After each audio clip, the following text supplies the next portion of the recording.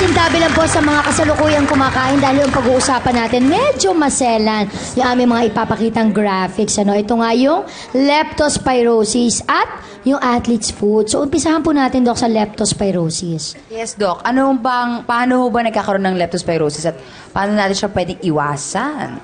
Ang leptospirosis ay isang sanhi ng isang bakterya na tinatransfer through ihi ng daga. No? Kapag ang sandaga ay umihi, mapupunta ito sa lupa at tumatagal ito ng weeks to months. Kapag minsan nagkaroon ng pagkabaha, umaapaw yun at doon nakakaroon ng pagkahawa sa mga tao. At lalo na pag may sugat tayo, yun ang pinaka-importante na mode of transmission ng leptospirosis. So, paano po natin malalaman na meron na tayo nun? Okay. Ang unang-una, ang leptospirosis kumpara sa ibang klaseng sakit ay may dalawang stages. No? Yung unang stages niya, yung parang simple nagkaroon ka ng lagnat, no? After, parang flu-like symptoms, ubo, sipon, panghihina ng katawan. Tapos may interval ito na parang bumuti yung pakiramdam. Pagkatapos ng bumuti yung pakiramdam, nagkakaroon uli ng panibagong lagnat at doon na nagkakaroon ng mga panibagong sintomas like for example, na paninilaw, no? Pagkahirap umihi o konting pag-ihi. Ibig sabihin na apektuhan na yung ating mga organ system sa katawan. So, iwasan po natin, lalo na ngayong tag-ulan, na lumusong sa baha. Or kung mayroong pagkakataon na lulusong tayo, gumamit tayo ng matataas na boots. At kahit na natalsikan tayo or hindi natalsikan ng tubig baha, importante linisin ng maigi yung paa at yung balat na nakontrakan. Paano naman po ito magagamot, Dok? Halimbawa, meron na, tinamaan ka na ng leptospirosis. Ang gamot ng leptospirosis disease nga siya ay bacteria, of course, antibiotic.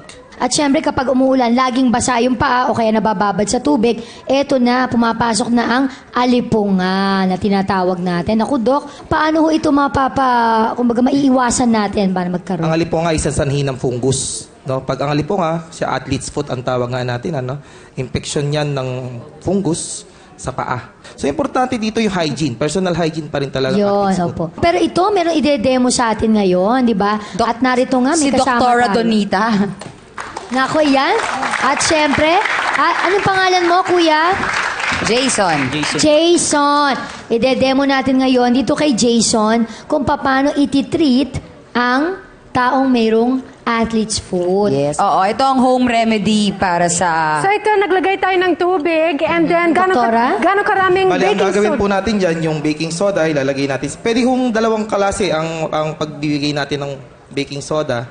Unang-una, pwedeng direct application. Pwedeng ilagay natin sa paa mismo. No?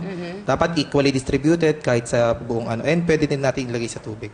Okay, so Yan. mga ilan? Isa, dalawa? Dapat ang ano niyan, 1:2. So, 1:2. So marami. siguro mga 4 na tablespoon pwede na. 2, 3, 4. Ayan. Okay. Okay, Haluin ho yan. Bali, ang ginagawa ng baking soda sa paa, unang-una, it dries the skin. Yun ang pinaka-importante. So, ilang beses mo siyang dapat gawin? Usually, umaga yan sa kagabi bago matulog. For how long? Hatil mawala? Ganon? Tumawala. Pero binibigyan ko ng mga na manonood natin na kapag ang athlete's foot, mas maganda pa rin magpakonsulta sa doktor kasi kapag medyo tumagal yan, pwede magkaroon ng bacterial or secondary bacterial infection. So within mga 3 to 4 days, kapag hindi pa rin nawawala, mas maganda magpa-check up na sa doktor. Meron din tayong suka dito, no? Ano namang remedy ang nagagawa ng suka para sa paa? Kung ang baking soda kanina, ina-alter niya yung environment, no, by drying the skin. Ang suka naman, ina-alter naman niya yung pH. So ang fungus ay hindi tubo na maayos. Ayan. And fully soak yung paa. Hayaan natin na mag-stay within 15 to 20 minutes. Opo.